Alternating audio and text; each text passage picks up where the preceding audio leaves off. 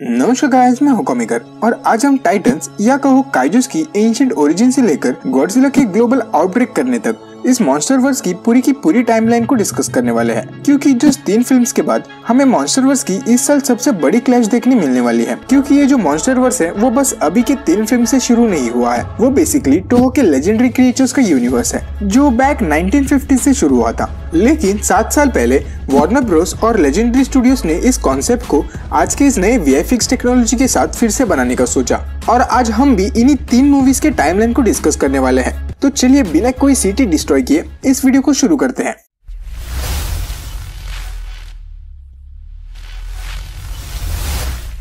अब इस मॉन्स्टरवर्स की फिल्म्स की क्रोनोलॉजी बेसिकली कुछ इस तरह है, जहां 2017 में आई कॉन्ग द स्काई आइलैंड इस फ्रेंचाइज की पहली मूवी है, क्योंकि ये बेस्ड है 1973 की स्टोरी लाइन पर। और बाकी की मूवीज जैसे कि 2014 की गॉडजिला और 2019 की Godzilla the king of monsters उनके एक्चुअल टाइमलाइन पे बेस्ड है। लेकिन इस मॉन्स्टरवर्स की टाइमलाइन को डिस्कस करने से पहले हम वो सब जान लेते हैं जो इस यूनिवर्स को समझने के लिए जरूरी है, जैसे कि इस सब की शुरुआत कहाँ और आखिर कैसे हुई। तो 250 to 902 मिलियन बीसी पहले अर्थ पे रेडिएशन बहुत ही ज्यादा था, जिसकी वजह से अर्थ पे जो क्रिएचर्स थे वो मॉन्स्टर्स में इवॉल्व हो गए। लेकिन 250 to 902 मिलियन बीसी के आसपास अर्थ पे एक मीटियोर क्रैश होता है, जिसके बाद अर्थ पे मौजूद सारा एयरबोर्न रेडिएशन खत्म होता है, जिसकी वजह से अर्थ का लगभग सभी लाइफ फॉर्म मिट जाता है सिवाय कुछ मॉन्स्टर्स के। अब अपने natural radio active power source के बिना गॉडजिला और बाकी के मॉन्स्टर्स जिंदा रहने के लिए मिलियंस ऑफ ईयर्स के लिए हाइबरनेशन में चले जाते हैं। ये टाइटन्स या मॉन्स्टर्स हॉलो अर्थ में चले जाते हैं, जो अर्थ के सरफेस के नीचे होता है। जहाँ कुछ मॉन्स्टर्स ने अर्थ के कोर से रेडिएशन लेना शुरू किया, वही कुछ मॉन्स्टर्स ओशन में डुबकी मारकर वहाँ अपना घर बसा रहे थे, जैसे कि गॉडजिला। लेकिन गॉडजिला कभी कभार अपने पैर ढीले करने के लिए अर्थ पे घुमा करता था, जिसकी वजह से उसे कई बार लोगों ने स्पॉट भी किया। अब हमने जो केव पेंटिंग्स देखी थी जिसमें कॉन्ग के एंसेस्टर्स और गॉडजिला एक दूसरे के साथ लड़ रहे थे, वो 200 मिलियन बीसी पुराने थे। और कॉन्ग वर्सेस गॉडजिला के ट्रेलर में हमने जो हॉलो अर्थ के अंदर कॉन्ग के एंसेस्टर्स के हैंडप्रिंट्स देखे, वो मे भी उसी टाइम के हो जब वो हाइबरनेशन में चले गए। अब इसके बाद हमने गॉडजिला की मूवी में एटलांटिस का जो किंगडम देखा, वो कुछ 50,000 बीसी पुराना था। अब ये तो रही जूनी पुरानी बातें, और बीसी के टाइम से बाहर निकलकर अपने मॉन्स्टरवर्स की टाइमलाइन पर आते हैं। अब 1943 में यूएसएस लॉटन इंसिडेंट टेक प्लेस होता है। इस इंसिडेंट में एक अनआइडेंटिफाइड क्रीचर उस शिप पे अटैक करके उस शिप पे मौजूद सारे इंसानों को मार देता है सिवाय विलियम रंडी के। Slip of tongue. हाँ, तो इस इवेंट का एक ही सर्वाइवर जिंदा बचता है, जिसका नाम विलियम रेंडा होता है। लेकिन इस इंसिडेंट को गवर्नमेंट कवर अप करती है और इसे पब्लिक के सामने आने से रोकती है। इसके अगले ही साल यानी कि 1944 में जब वर्ल्ड वॉर 2 चल रहा था, तब यूएसए पायलट हैंक मार्लो और जापानीज पायलट गनपाई इकारी एक एरियल कॉम्बैट के दौरान स्कल आइलैंड पर क्रैश लैंड होते हैं। वो लड़ते लड़ते कॉन्ग को देख लेते हैं, तब उनकी फट के हाथ में आ जाती है और यहाँ सर्वाइव करने के लिए वो दोनों दोस्त बन जाते हैं। अब अगस्त 6, 1945 में जब हिरोशिमा पे बॉम्बिंग होती है, तो इससे रिलीज हुए रेडिएशन की वजह से वहाँ पास के 2 टाइटन्स शिनोमुरा और गॉडजिला, जो सो के मस्त एकदम सपना देख रहे थे, वो अचानक से जग जाते हैं और चाय के लिए लड़ना शुरू करते हैं। अब इनके आपसी झगड़े में मिलियंस ऑफ लोग इंजर्ड होते हैं, जिनके बीच आईजी सिरिजावा की बीवी भी एक होती है। अब अपने बेटे इशिरो को जब आईजी ढूंढ लेता है, तब वो शिनोमुरा को लड़ाई छोड़ते हुए स्पॉट करता है, जिसकी वजह से उसे ये यकीन होता है कि जिन लेजेंडरी क्रिएचर्स को वो मिथ समझ रहा था, वो असल में एग्जिस्ट करते हैं। अब इन सारे इवेंट्स के बाद 1946 में सीक्रेटली मोनार्क फॉर्म होता है, जिसका सिर्फ और सिर्फ एक ही मकसद होता है, तबाही। अरे नहीं, इसका मकसद इस यूनिवर्स के बाकी ये टाइटन्स को ढूंढ निकालना होता है। जिसके बाद 1946 से 1950 के बीच कई बार गॉडजिला और शिनोमुरा की फाइट होती है। और इस टाइम पीरियड के दौरान जब शिनोमुरा फिर से अटैक करता है, तब आईजी और एक अमेरिकन सोल्जर ही जिंदा बचता है। अब ये आईजी का सेकंड टाइम था जब उसने शिनोमुरा को एनकाउंटर किया। शॉर्टली 1947 में जब शिनोमुरा फिर से वेस्टर्न ऑस्ट्रेलिया पे अटैक करता है, तब मोनार्क आईजी को रिक्रूट करता है। फिर 1952 में ग्रेट स्मॉग ऑफ लंदन का इवेंट ऑकर होता है, जिसमें एयर पोल्यूशन की वजह से हजारों लोगों की जान चली जाती है। लेकिन मोनार्क ये मानता है कि ये जो पूरा स्मॉग है वो एक एंटी साइक्लोन का रिजल्ट हो सकता है, जिसे किसी जायंट क्रिएचर के विंग्स ने क्रिएट किया होगा। लेकिन इसका कोई भी क्लियर एविडेंस हमें देखने को नहीं मिला। हमें क्या, उन्हें भी नहीं मिला। अब पूरे 9 साल बाद मोनार्क विलियम रेंडा को रिक्रूट करते हैं और वो as a assistant professor in cryptology के तौर पर मोनार्क को ज्वाइन करते हैं। अब इसके बाद के कुछ इवेंट्स उनके कॉमिक बुक में हैं, और अगर आपको मैं वो समझाने लग गया तो मॉन्स्टरवर्स की मेन स्टोरी कल पूरी हो जाएगी।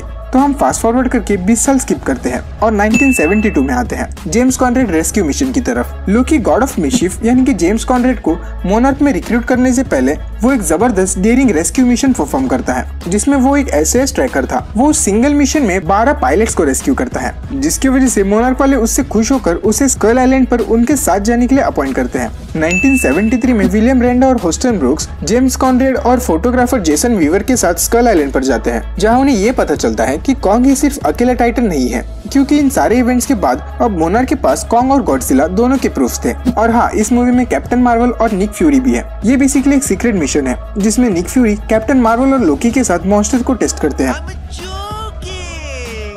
जून 12, 1981 में जब आईजी सिरिजावा गुजर जाते हैं, तब मोनार्क वाले उसके बेटे इशिरो सिरिजावा को रिक्रूट करते हैं ताकि वो उसके काम को पूरा कर सके।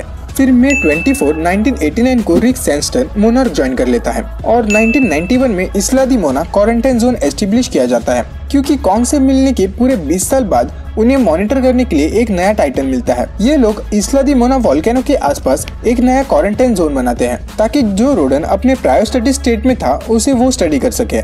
मोनार्क फिर 2 डेकेड्स तक इस फायर डिमन को स्टडी करते हैं।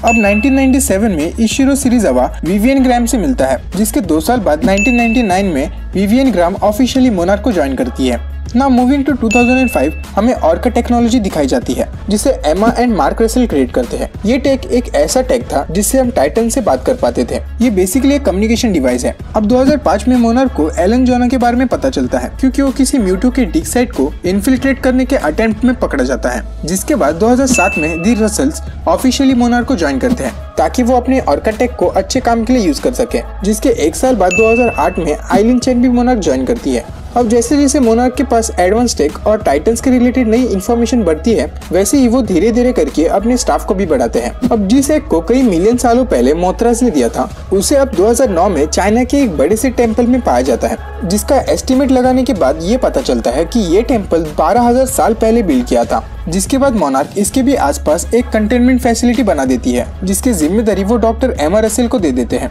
अब कई साल अंधेर में काम करके और टाइटन के एग्जिस्टेंस को पब्लिक के आंखों के सामने छुपाने के बाद भी 2014 में मॉन्स्टरवर्स की कहानी पूरी तरीके से बदल जाती है।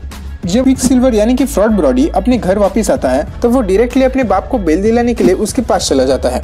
अब यहाँ अचानक से 2 म्यूटोस दिखाई देते हैं, जिनके मैसिव डिस्ट्रक्शन के बाद गॉडजिला उन्हें रोकने वहाँ पहुँच जाता है और वहाँ एक फाइट के बाद गॉडजिला उन्हें हरा देता है। लेकिन मरने से पहले फीमेल म्यूटो मस्त एकदम बड़ी सी थैली भर के अंडे दे देती है, जिसे बाद में फॉर्ड बॉम्ब से उड़ा देता है। लेकिन इस बॉम्ब की वजह से गॉडजिला भी जख्मी होता है और वापिस पैसिफिक ओशन में चला जाता है। अब मूवी के एंड में जब पब्लिक के सामने सारा सच बाहर आता है, तब मोनार्क फिर से ऑर्का के बारे में सोचते हैं कि वो किस हद तक केपेबल है और वो उसे क्या क्या कर सकते हैं। लेकिन मोनार्क के इस डिसीजन की वजह से मार्क रसेल, जिसने अपनी बीवी के साथ मिलकर ऑर्का को बनाया था, वो मोनार्क से रिजाइन करते हैं ताकि ऑर्का का गलत इस्तेमाल ना हो सके। अब अपनी फर्स्ट फिल्म के सीक्वल तक मोनार्क कुल मिलाकर टोटल 17 टाइटन्स का पता लगाते हैं और वो 2015 में डायना फॉस्टर को रिक्रूट करते हैं। डायना फॉस्टर एक फॉर्मर पावर रेंजर होती है, नहीं आर्मी रेंजर होती है, जो सबसे बेस्ट और ब्राइटेस्ट सोल्जर को लेकर टीम बनाती है, जिसे जी टीम कहा जाता है। अब इस टीम में मोनार्क अपने बाकी के सोल्जर्स को भी इंक्लूड करते हैं, जिसको डायना लीड करती है। और इस टीम में जैक्सन बार्न्स, एंथनी मार्टिनेज और लॉरेन ग्रिफिन होता है। फिर मोनार्क 2016 में एंटार्क्टिका में अभी तक की सबसे बड़ी डिस्कवरी करते हैं। उन्हें एंटार्क्टिका में फ्रोजन 3 हेडेड गिडोरा मिलता है, जिसे विवियनी ग्राहम लीड करती है। लेकिन गिडोरा आजाद होता है और उसके बाद रोडन भी आजाद होता है, जिसे बाद में फिर से रोकने के लिए गॉडजिला वहाँ आ पहुँचता है। मुझे लगता है कि ये गॉडजिला ही मेन विलन है, क्योंकि यार ये पहले पैसे देके गुंडे बुलाता है, फिर उन्हें ही मार कर हीरो बन जाता है। अब इस फाइट में रोडन और गिडोरा गॉडजिला पर भारी पड़ने लगते हैं और उसकी मदद करने के लिए हमारी मूवी के स्मार्ट मोनार्क वाले ऑक्सीजन बॉम्ब का इस्तेमाल करते हैं। अब उस बॉम्ब से दोनों में से किसी भी टाइटन को कुछ नहीं होता।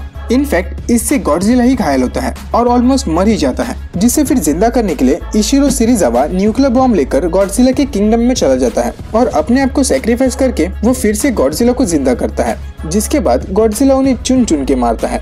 लेकिन अब गॉडजिला की इस डिस्ट्रक्शन के बाद मोनार्क को अब उसका डर लग रहा है, जिसकी वजह से उससे लड़ने के लिए अब वो लोग कॉन्ग को उसके आइलैंड से ही अगवा करके लाते हैं, जिसे हम इस साल आने वाली धमाकेदार सिविल वॉर 2 में देखने वाले हैं, यानी कि कॉन्ग वर्सेस गॉडजिला में देखने वाले हैं।